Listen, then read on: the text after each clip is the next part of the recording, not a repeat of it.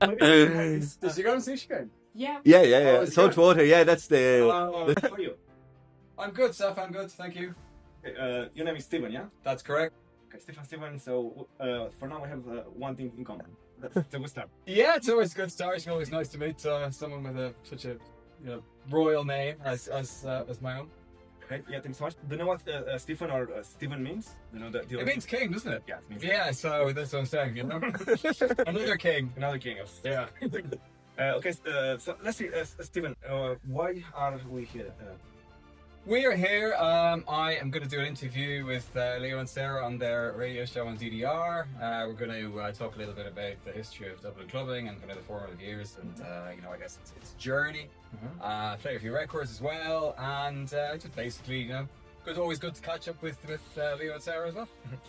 Let's see, can you reveal, like in more details, what I'm going to do tonight? Yeah, so I run a website called 909 Originals. It's kind of like a hobby. I don't make any money out of it. It's like a labour of love, but it is dedicated to, I guess, the past, present, and future of electronic music, both in Ireland and overseas. Allied to that, then there's a website I run called Analog Rhythms, which is really, I guess, charting the history of Dublin's clubbing. So these are my passions that I do in my spare time.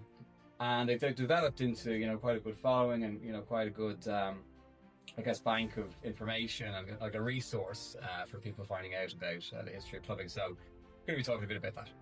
Okay, that's awesome.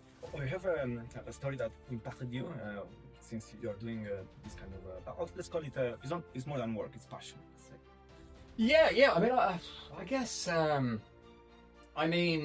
you kind of, you develop passions kind of in a little bit way through osmosis. You can't force it, the people you meet, the places you go, they leave a mark. I mean, I guess I started 909 Originals.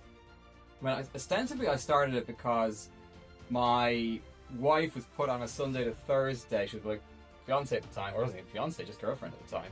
She was working a Sunday to Thursday, so I was twiddling my thumbs at a Sunday. So what am I going to do on a Sunday? So I said, I love dance music, I love the history of dance music, the heritage, all that kind of thing. I'm going to put together a website, which is 909 Originals. But in doing that, you unlock so many memories and relics and just little mementos and fragments of nights. And, it becomes so much more than just, words on a page or on a screen in this case. It's like, the passion, I hope that the passion comes out in some of the articles I write about some of the clubs from yesteryear. It's not all heritage though. Obviously, the electronic music scene, the club scene is evolving all the time. So, in a way I say past, present and future because, I guess we are inspired by the past when we look to the future, stand on the shoulders of giants and all that kind of thing. Okay, very beautiful. Let's see, what's the best memory that you like to share with us? The best memory of doing 909 Originals. Yeah. Oh yeah, I think it was the Analog Rhythms exhibition, okay, which I put together, which was involved gathering flyers from basically lots of people had shoeboxes in their attics and in their lofts and things like that, full of flyers from the 90s. So borrowing those, putting them all up in an exhibition in the Bernard Shaw, and then dismantling and giving those flyers back. But I got 2 or 3 exhibitions out of it over like a 1.5 period with some guest DJs, and it was a lot of work because this 909 Originals is just me, but it was really rewarding because it's kind of it's lived history. I mean, in a way, the flyers, the relics. And I'm going to be talking about this with Leo and Sarah.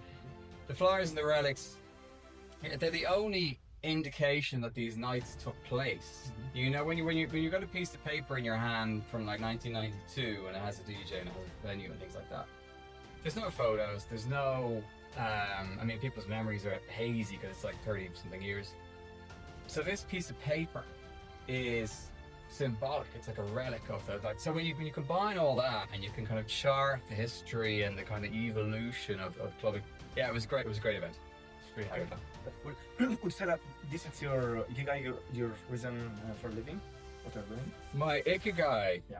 My ikigai, I guess, is, you know, just a passion for, you know, I'm an optimist, I guess. You know, I always think I'm kind of glass half full person. You know, you can get into trouble with that because sometimes you meet people that aren't as genuine as you think, and you know, and with egg on your face. But you know, you kind of have to think that tomorrow's going to be better than yesterday because it's a reason to keep going. And it's like, you know, I've had hardship in my life. You know, my father died when I was 25, so these kind of things, you know, they kind of make you what you are because, you know, he was always a very optimistic person.